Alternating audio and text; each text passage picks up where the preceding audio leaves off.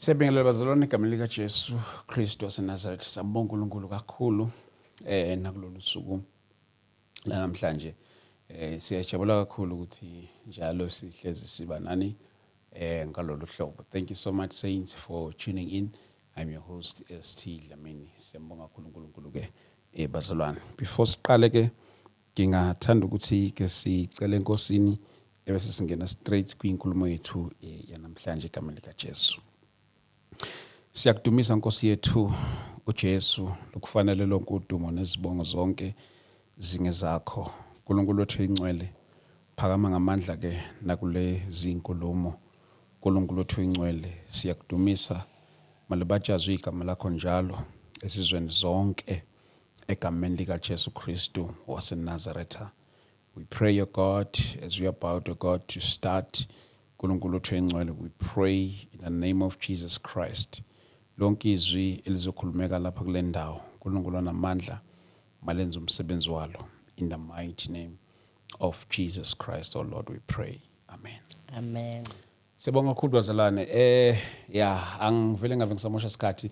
Angithathe lethuba leli ngamukele umama esiqala ukuba naye lapha namhlanje uzezithula yena ukuthi umama ubani and then bese singena enkulumeni namhlanje. Mama ngikubingelele. Amen mntana. Niyaphila? Phila saka ngomqemane ndoda. Ngomqemane qe. Amen. Ngomqemane akukho la kubhlungu khona. Anginashukela, angina high blood, anginasifo. Ngiphila saka. Uyabona nje kube bengisese intombazana. Nyolotshola bebayithi mabangibiza bavele bathi uphile saka. Inkombazi bo 11. So akanalutho. Akanalutho. Akukho la umntana agula khona. Nkosi Sho yami. njalo phela. Yeah. Nathi uJesu ebudaleni usiphethe kahle. Sinakekela impilo emnandi nje siyajabula futhi. Mama mhlawumbe nokho nokulaba abaqala nokukubona mhlawumbe ungasipha your introduction nje. Igama lami ngumama Kapsile, nguKapsile. Yes. noNkulunkulu ngibiza Kapsile. Okay. Kodwa ke ngokukhula ke ngiyathanda ukubizwa uMama G, bangibiza uMama G. Mama Kapsile ngingowakwaKhoza, ngiyintokazi yakwakho, angiganalanga, angendelanga kwaKhoza. Ngizalwa kwaKhoza, ngingowakwaKhoza. Oh. Ya ibongo zemishado ziningi kodwa sobuye sixoxe ngazo ngelinye lamalanga. Zihlukahlukene. Ya hayi ukuthi angisilo umuntu waba nebhadi lokungashadi, cha hayi ngashada impela. Bona ngishade kaze ngoba ko4 times. Yeah, but ke enye into esizoyixoxa ke ngelinye langa. Yeah, sizoyixoxa kakhulu ngiyazothanda ukuthi ixoxe. NgingwakwaKhoza, ngihlala eThembisa. Ngiyamthanda uJesu, ngisindisiwe. Ngumntana kaNkulunkulu futhi ngomama nje uthanda ukukhuthaza abantu ukuthi mabamkele inkosi njengomsindisi. Yes. Amen. Mama usixhumile ekuthenini ukuthi hayi akuzuze lapha kwiplatform yabazalwane ngesizokhuluma about ngiyazi ukuthi la sisoke sihost abantu abahlukahlukene abanye ukuthi ba experience izinto ezihlukahlukene abanye inkosi ikhulume nabo izinto ezithile njalo njalo abanye ukuthi mhlambe bafika la ngeinhloso ezinye ezahlukahlukene but under the umbrella of kingdom kaNkulunkulu. Amen. Namhlanje mama uthe ufisa ke sizokhuluma about indaba zama abortion. Yebo. Mhlambe mama singalokhu sipholisa amaseko. Singene straight. Singene straight endabeni. Yes mama. Yeah. Ngiye ngakuthinta mntanami because kunomhlabelelo bengohlabelela last week. Othi vuthelane icilongo nina abantu bakhe. Icilongo lezwi lakhe. Mali ihlokonyiswe. Lezo zizwe ezikude mazilizwe lona. Zilixele udumo lwakhe. Ongihluphile ke lo mhlabelelo vuthelane icilongo. So ngila ngizovuthela icilongo. Yes. Into yokuqala angiqale ngokuthi ayikho into umuntu azoyenza emhlabeni. Okay, ake ngithi umuntu uyiproducer yempilo yakhe. Okay. Udlala impilo yakho idlala your own film. Yeah. We understand? Yeah. So anything oyenzayo whether una 2, una 5, una 10, una 20, una 30, una 40, una 15, una 100. ukayi-2 impilo yakho iyaqoshwa uyaqoshwa emhlabeni nasezulwini so ke izwi lenkosi limalithi akukho okufihlakela okungayikwambula liqinisile ngeke ngabhekana nesimo esinzima umhlobo wami lo Mambiyela umphathi uyazi ngeke ngabhekana nesimo esinzima isimo futhi engangakholwa ukuthi singenzeka empilweni yami isimo sokuboshwa angikhuluma into akudala ngikhuluma into ayizolo sizobuya sixoxe ngayo futhi ngelinye ilanga okay bekuyi case enzima kakhulu because bekuzoba mhlambe i-life sentence if i-death sentence beyikhona bekuzoba i-death sentence manje acabanga umama we-60 ayithola i-death sentence into ayingekho emaphupheni nakama-dreams nakuma-goals nakuma-desires wami into engangizange ngicabanga kodwa ngiyamthanda uNkulunkulu muhle olungile nayo le ngiyayibonga ngoba mase ngiqala ngibheke emuva ngiyabona ukuthi i-altar lejele lahlukumeza ifamily yami kakhulu akekho umuntu ongazange waboshwe kithi uzothi mangibuya ngelinye ilanga sizohlela ukuthi sizokhuluma ngane nangane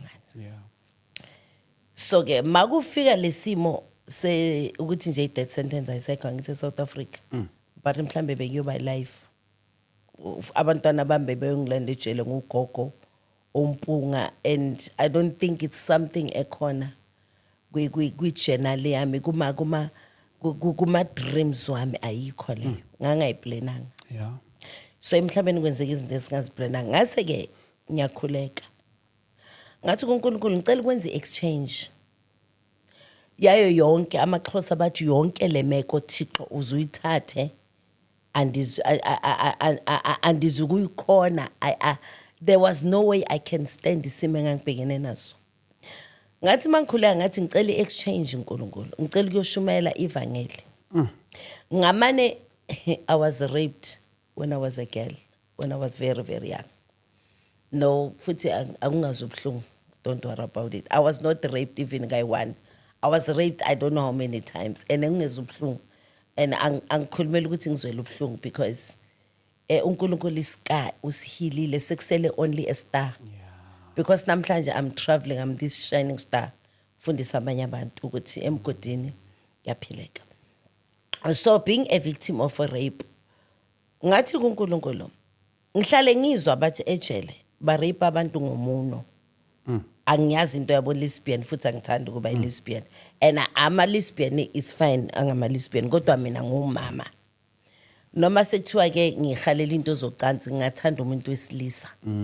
hayi umama noma cha ngathi kuNkulunkulu Nkosi ngarejwa mina ngithi uyazi ngikhula from the age of 8 mangina 10 mangina 12 mangina 15 mangina hawu hayi ke nkulu senyorejwa ngomuno hayi ngathi kuNkulunkulu no ayikwazi ukwenzeka leyo ngikhuluma noNkulunkulu i-case busy yangena amakhotha yangena i-sentence fanele iphume manje ngathi kuNkulunkulu ake senze i-covenant ngicela kuba isigqila sakho isigqila sevangeli wathi uNkulunkulu uqinisile ngathi yebo hey wangithatha uNkulunkulu wangibeka ku 15 years back empilweni yami uthanda kanjani 15 years ngintombazana kwalethi abortion eyenziwa kimi ngakhala ngathi uNkulunkulu mosilento yenza ka 15 years wathi ile uzokhuluma ngayo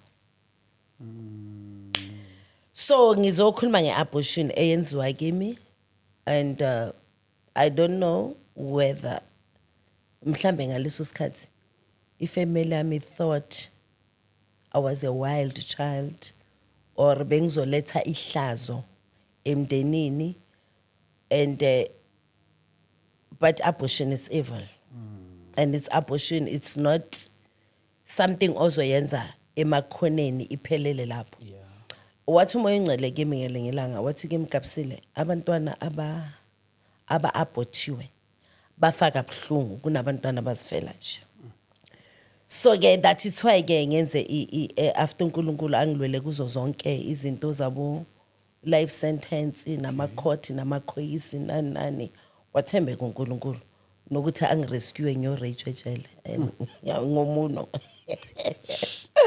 or ngelimi yathi wangisiza kubhlungu ejele kubhlungu wangisiza uNkulunkulu uthi ohlabelelayo weza umthandazo wami wangithethelela wangithula umthwalo wangishiya neculo mina kangishiyanga neculo ngishiye nobufakazi bokuthi angigijime ngizofundisa izizwe ngeabortion. I was 15 years old. I was a girl. Ngizijolela ngikhule ngumntana obrilliant. Okay.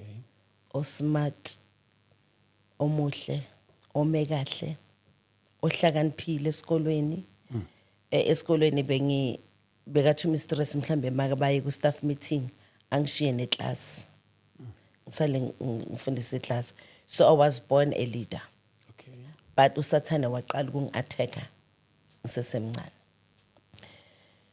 I-abortion yenziwa umamami udisa futhi into engifuna ukuyiletha umamami washona. Umamami ushone at peace.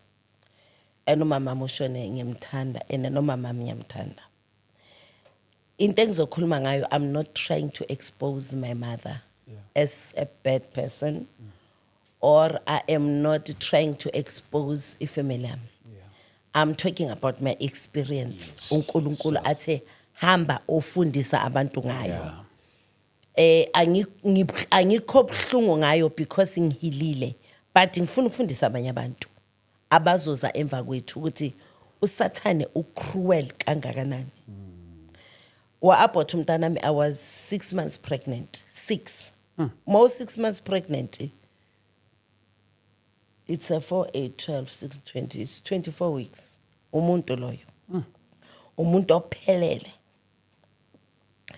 And into eyangizwisa ubuhlungu or nento sengizwisa ubuhlungu manje mase ngicabanga ukuthi umuntu wangenza abortion, I don't even want to say he was unprofessional, because whether you are professional or you are unprofessional, abortion is evil.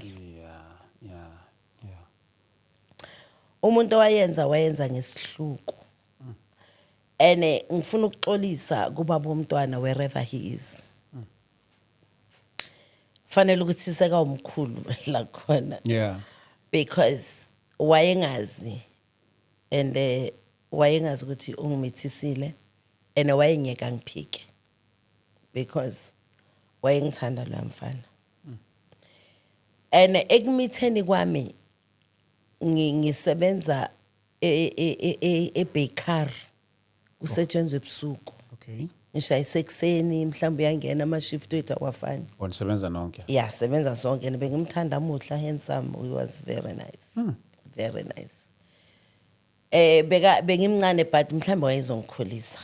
Ngoba ne train ngangayazi ukuthi eyethembisa imakuphi. So uye bekangikhapha station athi uma last time sami ugibela le train. Ngangimncane man. So uSathane ungi-attack ngisesemncane. So wayengazi loyo mfana ukuthi wangimithisa. Yingakho ngiyamxolela azange ngireject, azange ngiphike. Umama wami wabona ukuthi ngizomthela ngehlazo nabangani bakhe ba organize abortion. Umama maka organize abortion, angithi thina abazali sine tendency ukuthi abantwana sicabanga ukuthi abethu. Sizoyenza noma yini esithandayo ngabo. Sikhohle ukuthi abantwana bayisipho esivela kuNkulunkulu, akusabethu. Thina uNkulunkulu usebenzise ewumbu yokuthi bakhulele phakathi kithi sibazale bese sibabuyisela back to kuNkulunkulu. So ke abazali siye sithi umntanami ngiyakuzala nyakhe ngizwe ngawe. It doesn't work like that way. Abantwana they come from God. So ke ku-organize angibuzwa nokuthi ngicabangani. Mhlambe kube kwabiza meeting ukuthi Kapsile u pregnant and kunento bathi abortion, and abortion kusho ukuthi siyobulala umntana wakho ukuthi ungabi nomntwana. I think it was going to be fair and square if they told me ubiza umngane wakhe uyangifika ekseni ayasamba umama kuthe ngokuhambise kupha samba uzobona phambili. We understand? 15 usesemanzi. Siyafika lapho kuloyo mama wayeyusista eThembisa Hospital. Mangifika uvele wangibheka wathi yazi njengoba ngikhuluma nani ngiyayibona yonke lento. Wangibheka wathi salikhule muthu. kusho ukuthi uthi isisu sesisikhulu laba bafoster bathi bulala yo wena Thabani umntana wabulawa kabuhlungu angazi ukuthi why ngingena trauma yakhona but even mangixoxa ngayo and I pray ukuthi and I know ukuthi umphefumulo wakhe has rested in peace kodwa wafa kabuhlungu esesibelethweni ayobeka uNkulunkulu umama wami wayenganginikanga sibeletho umngani kamama wami wayenganginikanga sibeletho they never had the right to kill umntanami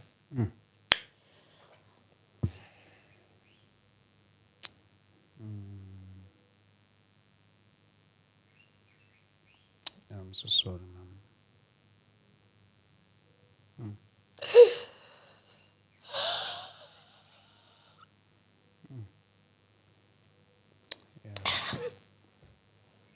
bebangena right Yeah. so basifika unikezwa amahewu namaphilisi awu2 bangithatha bangifaka kwelinye room bangilalisa uyakhumula lo mama weza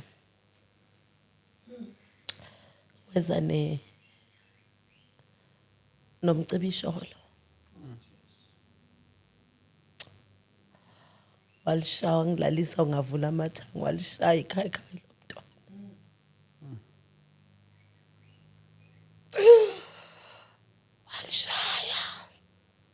walishaya ikhaya lomntwana ngezwa agxuma ngezwa athi ngimbambile faka isandla la ngaphansi amshaya innocent voiceless defenseless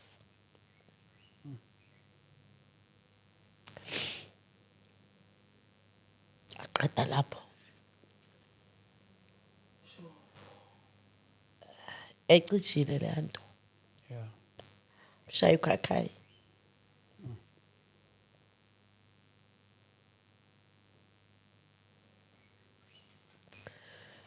mshaya ukhakhayi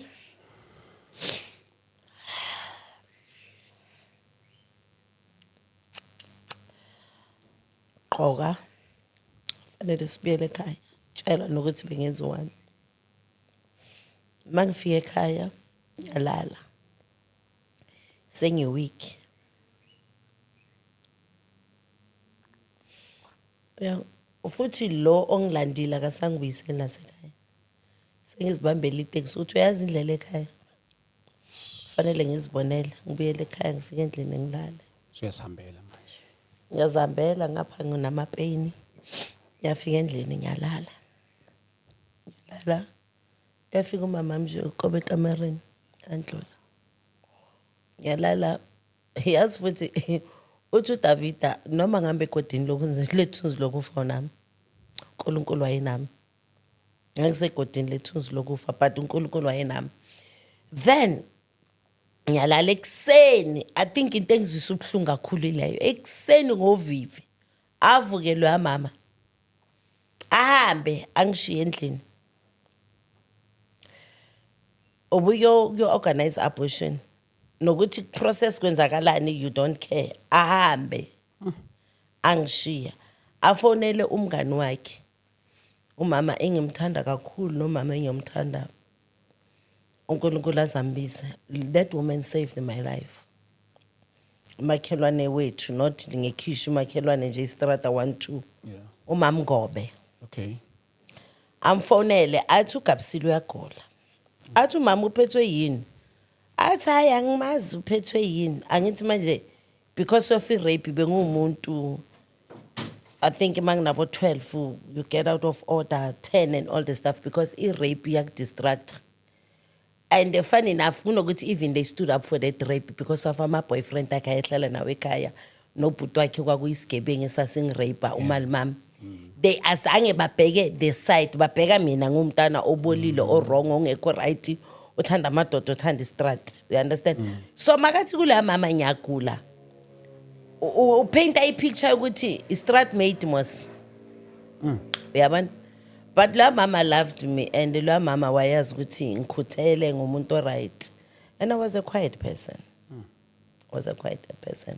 and I was attacked very very vicious umama is kuzoyiwa inyanga ephelile indoda yakhe iphokisa bazo edrobheni bayithe bekuyifamily right bayithenga igrocery athi ngizothi siyahamba noNgobe nobaba siyothengela abantwana igrocery lo mama bekathenga igrocery yakwakhe bathenge neyakithi enyamthanda lo mama ene ngibonga uNkulunkulu usaphila eze nomyeni wakhe bangithatha ngemoto ngilele la ekamereni ngiphakathi kwenye indingilizi emnyama ngiyarola angazi ukuthi kwenzakala yo lapha ngakufanele ngife usathane wayengigubhela ithuna at the age of 15 ngiyarola ngiwa wonke umuntu endlini uvuke wadla phansi wangishiya kwafika omunye cousin wami umntana kaanti wami abasihlala same street angithola ya what plus ikamera lethu bekumnyango nje ufanele ukhudula what uyafa lo bavala umnyango bangishiya bonke akekho noyone wathi ithi ngigijime ngibiza umamncane ithi ngigijime ngibiza uanti bonke bangishiya you know sizalwa nama families but we don't belong to them the one that I belong to he was here with me my creator was there with me and everything happened on time wafika uMamgobe nendoda yakhe bangithatha bangifaka emotweni uyangikuka nendoda yakhe lo fanele angikuke bangishiyile bangifaka emotweni udoctor I think ibeka 5 minutes away or 7 minutes away mangifika ka doctor bangishiye ka doctor ngibhalise baye edrobheni nomyeni wakhe angibhalise and for that I salute him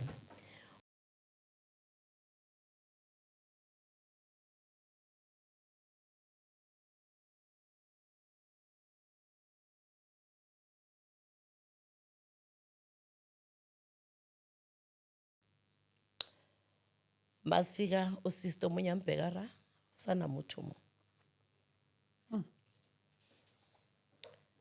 he died ukuthi ushone nini I don't know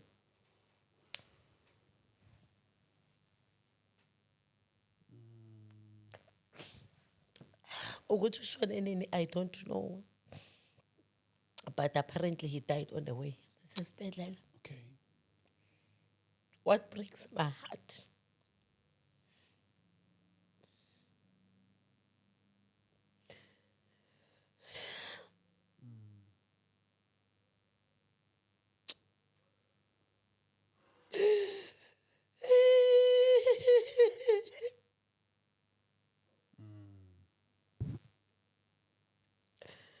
ngabamba isidumbu ngina 14 or 15 my first experience in life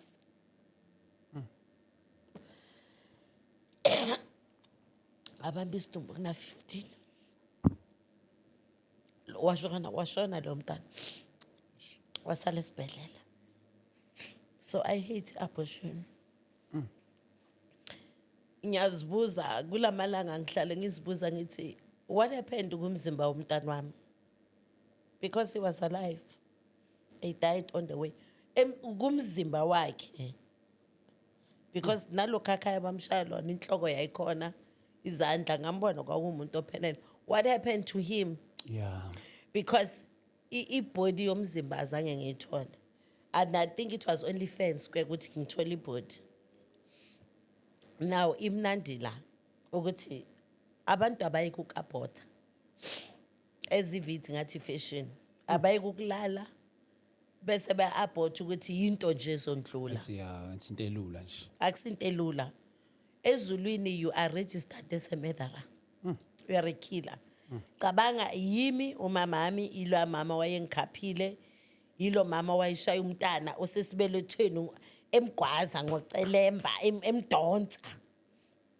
Innocent child, 6 months old baby in my womb. Uyafoster uyadonswa kwiwumbi yakhe la abekwe khona because of abantu aba-selfish. Umuntu owenza abortion selfish. It's only caring about you, about your figure, about yourself. What happened to the body of my baby? Who buried umntanami? And then gune say, I don't know. I hear say, I don't know. Ukuthi ama-body parts ayathengiswa ebhedlela. Sizwa abantu bekhuluma asazi. Asinabufakazi. Was my child, my firstborn, a victim of mhlambe ama-body wakhe achopha athengiswa? Uthi uma engcele kimi kapsile umntana oabortiwe ufa kabuhlungu nomntana ozelwe nje. Ngithi mina why? Mase kanginikeza lenkonzo ye-abortion ngiyabona ukuthi abantwana aba-abortiwe bafa kabuhlungu. Uthi omunye intombazana ngikhuluma naye ngendaba ye-abortion besinenkonzo ye-abortion uthi hayi nami ngayenza abortion. Uthi ngashaywa yi-boyfriend eyayingimithisile. Uthi yayingishaya ingida esiswini. Ibulala lenja. Because maseka sesiswini simbiza ngenja kanti umntana umuntu. By the way, umntanami ngimnikeze igama because umoya oyingcwele instructed me to teach the nations we must give abantwana bethu amagama aba-abortwa. We must acknowledge them. Mangihlanga untombazana ya-aborta uhlangana nomfana uthi uyakuthanda ufuna ukumshada. Ungathi uyintombi nto awukaze wathola umntwana. You need to tell them ukuthi kunomntwana engam-aborta, be fair and honest. Izolo bengihleli nomunye umzalwane. I was so happy athi kwafona umuntu athi indoda yakhe yathi makafake ispeaker. Wathi ke bathi faka ifoni ku-speaker ngifuna ukukuhlaza, ngifuna ukukumoshela leyo mshado endodeni yakho. Lento yakhipha isisu lento yenzani wathi before sishada ngamtshela. We understand? Yeah. So indoda itshela into eyaziwayo. Amantombazana mawangafihli ama-abortion.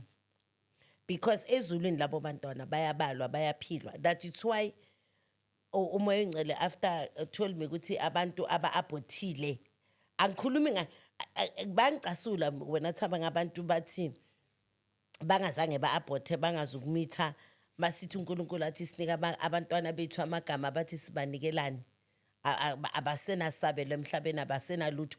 Akunamuntu ongabizwa ngegama emhlabeni. Wonke umuntu unegama. Alikho ithuna elingenagama emhlabeni. Alikho ithuna bathi ithuna lakalo or ithuna lalenja. So abantu aba-aborta they must acknowledge their mistakes and pray and ask forgiveness kuNkulunkulu and bese baname abantwana babo. Owami umntwana ngimneme ngathi uPhulusho unsindiso. Ukuthi ngokufa kwakhe kuyosindiswa abantu abaningi. As I go around and travel and teaches people about don't abort. Abortion is killing. Abortion is evil.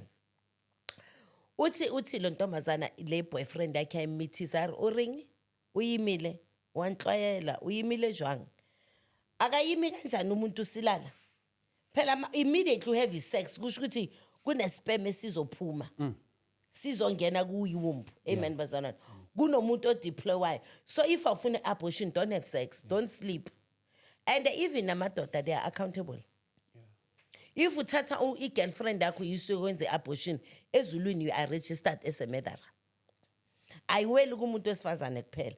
That is why ngiqale ngokuthi ngicela uxolo kuloyo muntu owayengimithisile wayeseFosloras uyazazi uzothi makangibona wayebuye eqwaqwa uzongibona angikhumbule ukuthi le ntombazana ngathandana nayo sasebenza ebakery kanti wamitha umntanami ngangingazi and it was not my choice to abort or to kill. We understand? But it's unfortunately abantu esiphila emizini yabo sisababona kunoNkulunkulu. So ke uthi le ntombazana ke i-boyfriend yamgida la esiswini amshaya ngenqende i-anger. Lo mntana makasesibeluthweni uprotected. uNkulunkulu uyenze ngendlela yakhe. Uthi ke yamkhudula uyamshaya maqedwa yamkhudula baye eclinic baya kulo doctor bayokhipha isisu. Mabafika udoctor athi come inside. You want to take this thing out because abasambiza umuntu this thing out. That is not a thing, that is a human being. bambeke laphayana basikhipha isisi bamfaka amapilisi ikhona le abayibiza iya explode ishaya umntana abe amapiece esiswini ukukhohlakala lokho ubunja angazi obufike kuphi. I don't care whether yenziwa abo Dr. Bani abortion nje uyabona if oh my god i-abortion into kaSathane. Uthi wahamba wabuyela ekhaya lo mzalwane mhlambe yinanga uzozazi utestify ngoba naye uthi mama nami ngifuna ukuhamba ngikhuluma ngale ndaba yami. Uthi makafika ekhaya ngalala uthi ubhlungu engangibuzwa lapho ngalala azange siphume isisi uthi ngakusasa udoctor wangifonela what is that thing out umphefumulo kaNkuluNkulu umuntu ekunomphefumulo kaNkuluNkulu sibiza that thing out mambiyela. Uthi wathi lo akukaphuma wathi come uthi makafika wathi go sleep there open your legs there on the bed. Uthi makafika la esejaru uthola umntwana. Ngifuna ukukhombisa abantu ukuthi abortion evil eniyenza abanye abantu rich njengoba wena ekwenza poor. Uthi uthola umntwana walo dokotela ukhona nodokotela ukhona bangene masinyane. Uthi makathuthu uyamcheka kwadonseka isandla. Kwaphuma isandla kuphela. Cause kuthi abuyele ekhaya ayolala isandla lo mntana ulande isandla sine order. Kukhona le body parts la yothengiswa khona. That is why I worry what happened to the body of my child. What happened? Who can explain to me wangcwatshwa washiswa esibhedlela wenziwani what happened? We understand? Wafakwa kule machine abathi benziwe iminsimith abantwana masebafile what happened? Because if igenzakala namhlanje bathi umama uGapsile ushonile simtholi you must be worried. Fanele isidumbu sami nisifunda nize nisithola. You'll close the chapter makube nisitholile isidumbu. If kuphela 5 years kunabantu abana stress kunabantu abafa idumbu zaba zikho namhlanje ama families waba wana closure. Awubi ne closure mawungazi ukuthi umuntu uphelelepe. So ke uthi ke kwaphuma isandla. Wabuyela futhi ngelinye ilanga kwaphuma ke ekunya kwaphuma inhloko. Uthi ngelanga lesi 5 kwakhani kuphuma yonke into. Athi ipain engangiyizwa ngangifisa ukufa because if you kill by the sword you'll die by the sword. Abantu abaningi abasurvive kumibheda ama abortion nami I don't know how I survived. That is why ngithi icilongo fanele ngilivuthele abantu balazi. Yeah. We understand? Yes. So ke i-abortion if ever kungenzeka abantu mabaye ukulala. Ukulala ungashadanga. Sex is not only ubumnandi ukuthi hey sex imnandi sex is evil. Sex iyakungcolisa sex iyakudefile when you do it wrong. That's where people they end up aborting. So ke ngine WhatsApp group. Okay. Engiqalile njengoba umkhankaso wami ngikhuluma ngeabortion. Okay. I whether abantu bayithanda whether bayithandi anginandaba nabo. Ngikhuluma uthi uJesu ngifakaza ngengikwaziyo. Ngikhuluma ngepain. Umntana nami ngabe manje ngabe una 40. Mhlambe ngabe nginomakoti. Ngabe nginezizukulu mhlambe iFacebook ngoba bekuyiFirstborn. Ngabe nginezizukulu manje izwa la ke Thabanga. Ngifuna ukukhuluma indaba yale WhatsApp yami bese ngibuyela kwifamily yami masinyane ngizokutshela ukuthi why was the abortion performed game. Okay. Ngifuna ukukhuluma ngale WhatsApp group. Ne WhatsApp group bonke abantu aba-aborta bayangwhatsappela. Omunye yathi na mama ngakhipha 6. Omunye yathi ngi-aborte 8. Omunye yathi ngi-aborte 4 bese nenkonzo ngeyi1. Bese nenkonzo ngeyi1 yokuqamba abantwana bethu amagama. Hayi abantwana wabantu abasibuza ukuthi wayisinika abantwana bethu amagama. Abantwana bethu. Abantu abayike basibuze bayike basibuza izinto ezi-irrelevant la kubomanje kulento yini lento yeni nibizani lento le yini kula kuma social media ama social media abake bayisibuza nonsense if I can put it that way. Basibuza izinto ezi-relevant. Why you ninika abantwana amagama abafile why singabaniki? Who are you to ask us ukuthi singabanikeza abantwana bethu? Uke waba nomntwana wena. We understand? Abantu into engekho kubo mabangayiphenduli. La ngikhuluma nabantu aba-aborta. ngikhuluma nabantu aba-abortile, ngikhuluma nabantu abenziwa ama-abortion. If ungayenzanga abortion, don't dare talk to me. Don't even comment because you don't know what you're talking about. Abantu abake baye ku-comment izinto ezingabafuni. Ezivithi ngathi banezulu bathi uNkulunkulu ukhulume nawe nina ayifuni wena ukuthi uNkulunkulu ukhulume nami. Ukhulumile mina nami uNkulunkulu I was in Cape Town. Ngizogibela ibhasi ukuthi angithi abantu abamlalela umoya ongcwele bacabanga ukuthi nathi asimlaleli. Ngangizogibela ibhasi Greyhound ngisuka eCape Town ngibuye eJoburg. Ngimile bus stop kunentombazane yayiphethe ifone ibusy iscroller. I don't know what happened. Ngathi even bekathatha nenumber yami. Si exchange ama number because there was something begenza ama adverts ngiyacula. You understand? Bengiku music industry and all the stuff. Okay. That's what I used to do, acting and all those things. So bes exchange ama number. Magathi athi kuvele le picture yalo muntu abothiwe. Ngithi mina yo isithombe sibe kangaka athi yo mama yabantu into abazenzayo angikhombise zona. Ngithi kwenzakalani ngalo mntana? Athi uabothiwe angithi yo and ulele lapho sekashiswe ilanga. Ngithi kuye ngithumele leyo picture. Angithumelele since ngabona la pictures angilali. Ngabuza uNkulunkulu ukuthi kwenzakalani because it's when the Holy Spirit spoke to me. Athi abantwana aba-aborthiwe bafaka buhlungu. And uNkulunkulu makafika kimi athi asinike nabantwana amagama. Angithi unegama lakho why ungafuni sinika abantwana aba-aborthiwe amagama mara wena unegama lakho. Yazi abantu bayikhuluma nonsense ku social media. Why sinika abantu why ninika abantwana amagama? Why singabanika abantwana amagama? Why this? Why is that? Why is that? Abasiyekele yithi mina ngikhuluma ngoGabsile cause wa abort. So if uGabsile cause if azangu abort that's le ayikufuni. We understand? So ke athi uNkulunkulu abantwana aba-aborthiwe bafaka buhlungu. Okay? Ngiqale le WhatsApp group. Ukuthi ngizoqala iWhatsApp group yabo mama eSouth Africa aba-aborta because bathi abantwana aba-abortwa bangagcwala amadrum bangapakwa phakathi kwamadrum bagcwala istadium zonke zase-South Africa. Bathi ezulwini there's a city yabantwana aba-abortwa. Bathi on a daily basis eSouth Africa manje balayinile kuma-abortionists bayokhipha izisu. UDecember manje bazabe bajiva kwenziwa yonke le mihlolo bakhetha ukuthi bazo-aborta. Uzobalungisa uNkulunkulu. uNkulunkulu. I mean I was 15 years old. I'm 59 years old now. I never thought ukuthi uNkulunkulu angabuyisa into engayenza 15 years ago. Iphile manje ngizwile mangukufonela.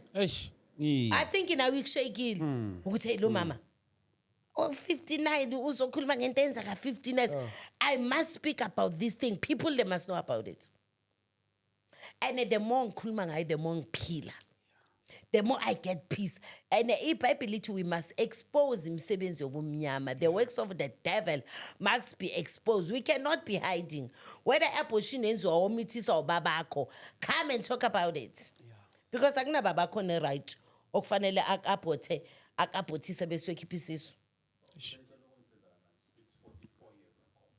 It's 44 years ago.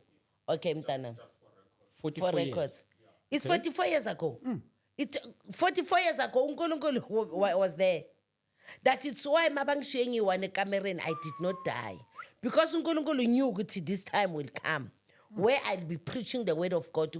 Where I'll be going to my varsity. Where I'll be going to my high school. And uNkulunkulu uthe fanele bayogutshwa. La bangcwatshwa khona wena wamngcwabe emva kwetoilet wamfaka ebhakedeni kuba omunye Alexander bathi wamfaka phakathi kwecartoon yabona shake wamfaka phakathi kacartoon wamlahlela lapha imoto ziloku zidlula zimnyathela azabe eMinsmith ezulwini lelo cala labhalwa because akukho okudaliweyo ngeke kubonakala. So ke ngicreate le WhatsApp group ukuthi abantu abafuna ukukhuluma nami hayi nabantu abangazange ba-aborta abantu abafuna ukukhuluma nami abafuna ukuhlambuluka ukuthi mama Gabsile nami angilali labo bantu engithandaza nabo nengikhansela nabo. Yilabo bantu engibakhanselayo nengithandaza nabo nengiba encourageayo how to tackle it. Even namadoda. Khona omunye umfundisi waseMpumalanga ungifonela. Athi mama ngamithisa intombazane esontweni.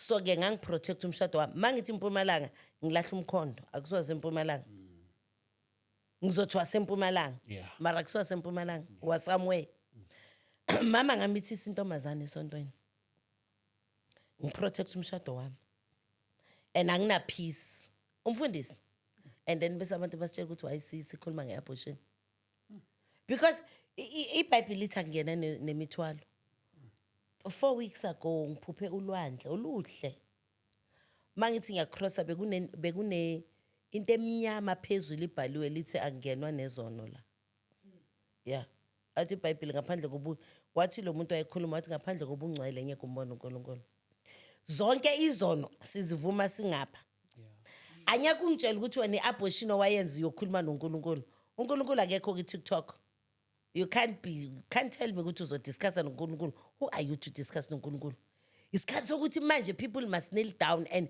pray and cry and confess and repent Yeah. you don't have to go eSouth Africa yonke njengomama Gabsile mina ngiyayithanda le namanje mangiphuma ningitshele enye podcast ukuthi yipi ngiyakhona Yeah. le ngithanda kabi le yile ngithanda ukuyenza lokukhuluma ngayo ngifuna ukuhamba so ngicreate le WhatsApp group Okay. ukuthi abantu mabangifonele ngoba abanye abazi bazokhuluma nobani kunale slogan bathi eSouth Africa amantombazana khona ayadakwa amantombazana bathaphuza imehe uyabazi utshwala bathi mohe uyabazi awubazi uthunga ukutshela khona ibrandy khona whiskey khona mohe moet Yes. 3 Ships Jack Daniels 3 Ships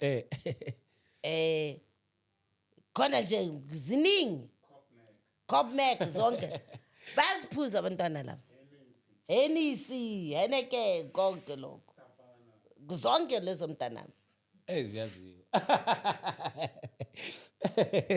bayaphuza nami ngangiphuza ngelanga zoza mina futhi akekho umuntu ayiphuza njengami bathi exoxa ngelinga but uNkulunkulu I think kuna 20 years angikhulula kulelo demon and then asibuye la bathi abantwana base South Africa bayadakwa even nalabo ababuye eNigeria no you want a girl you want a girl go to South Africa bathi nabantu abangazange ba have sex eNigeria abangazange ba experience nase Kenya beze South Africa but the girls also lose go to South Africa you buy savannah you buy more you give them they drink you sleep with them you done and when they sleep with you they plant intaba yeah sex ingozi they plant whatever lento ayiyo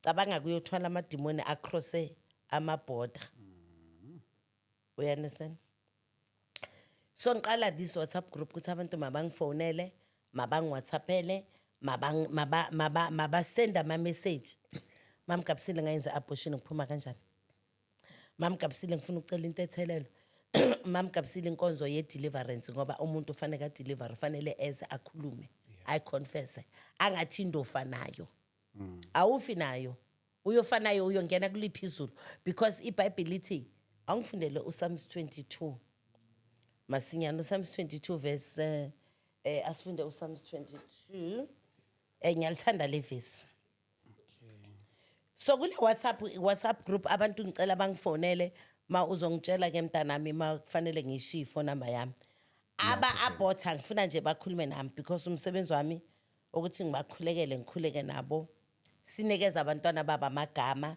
siba encourage how to approach your family how to sit down with your husband and ask forgiveness and then the day yomtshela uNkulunkulu uzobe sekayithambisile inhliziyo ngicela ungifundele uPsalms 22 verse 7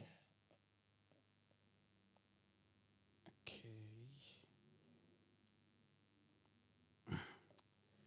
Amahubo 22 Amahubo 22 verse 7 verse 7.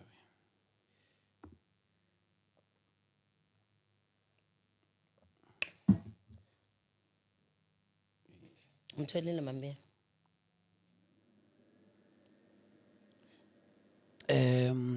Okay, Swen. Sifunda. Bonke abangibonayo bayangiklolodela. Psalms 22 verse 7. Yeah. Okay, Psalms 22 verse 9. Okay. Impela nguwe owangikhipha esizalweni, All right. wangikhoselisa ngasemabeleni kamama. Asambe ke thaba mntanami, ake sikhulume ngezwi manje lenkosi. Impela uwe owangikhipha esizalweni, wangikhoselisa ngasebabeleni kamama. Kukuphi la ivesi elithi khipha umntana umlahlele edustbin? Eish. Khipha umntana umfake etoilet. Khipha umntana umdlise ngezinja. Alikho. Umntana from the womb to the breast. Umntana uphuma esibelethweni Yeah. sika mama azalwe aye to the breast.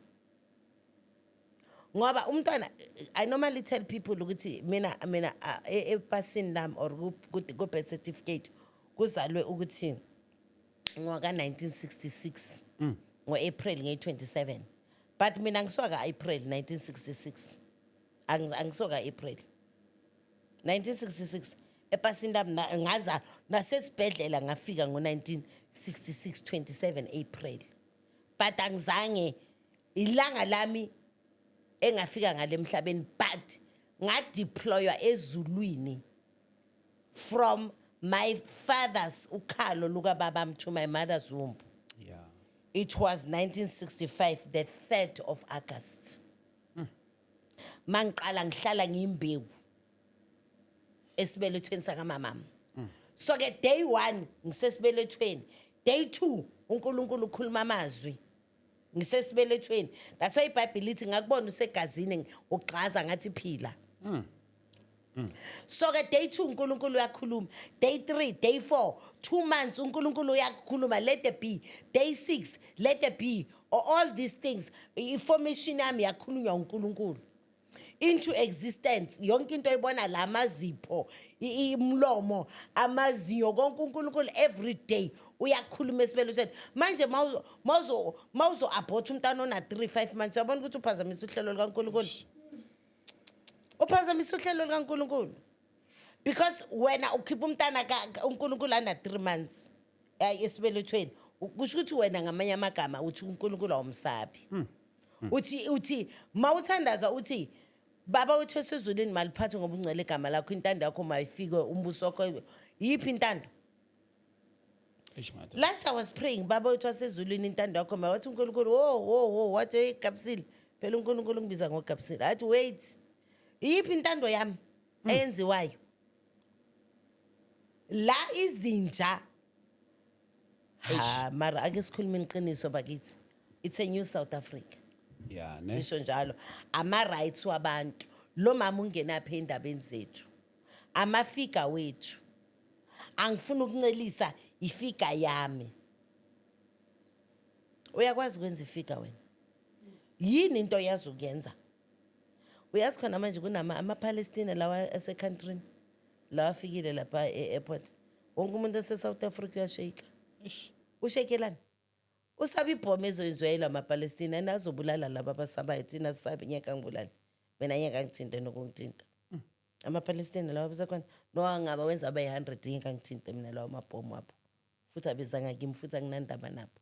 Angisisihlobo sabo, bahlukane nabo. Wonke umuntu atatazela, hey labantu bayingozi benza amabhomu, basaba ukufa. Basaba ukufa. Mara banesibindi sokukhipha izisu. Buza abantu aba-abhotha, khipha isibhamu manje umbulala. Uyasaba. Usaba ukufa, but that innocent child. People were so heartless. You understand? That innocent child, wakhala umntana makaqeda ukuzalwa kwangathi wayexoka.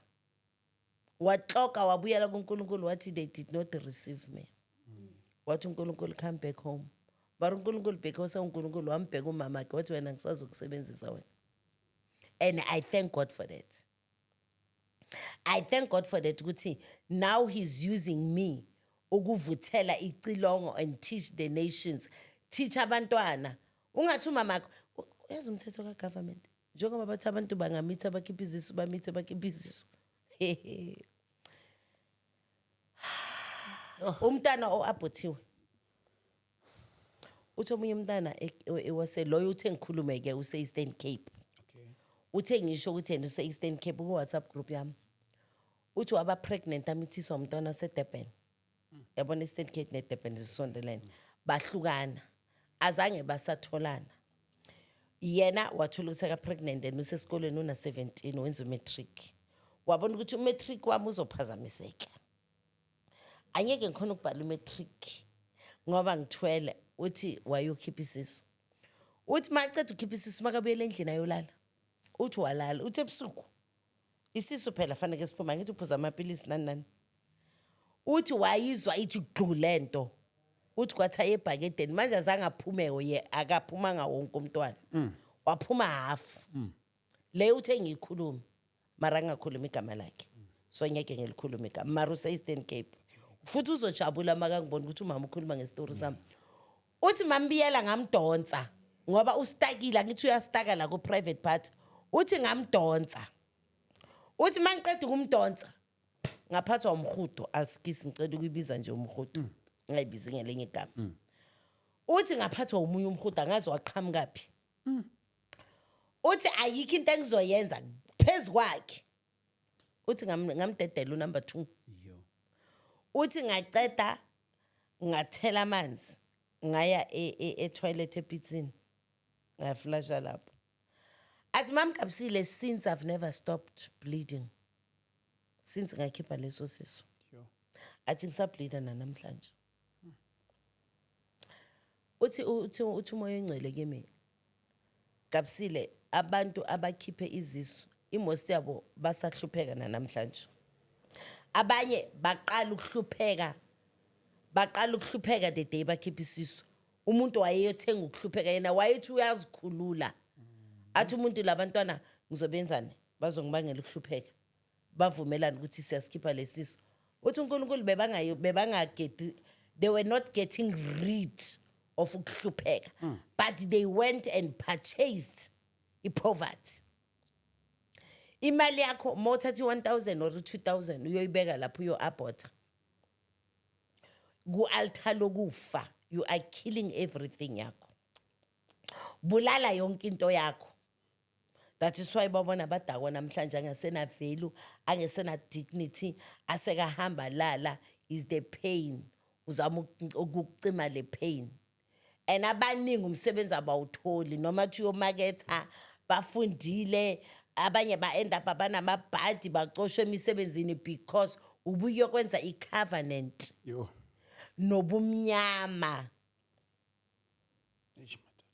ubuyozichithela wena impilo uNkulunkulu echichimayo uNkulunkulu akuphe yona ene lalela ke wena mntanami umntana mama abhotha umflasha etoilet angithi iBhayibheli ukuthi uDavid wangikhipha esizalweni sika mama wangiphonsa emabeleni wena mama umkhipha umfaka etoilet utransporter umntana akho ese fresh meal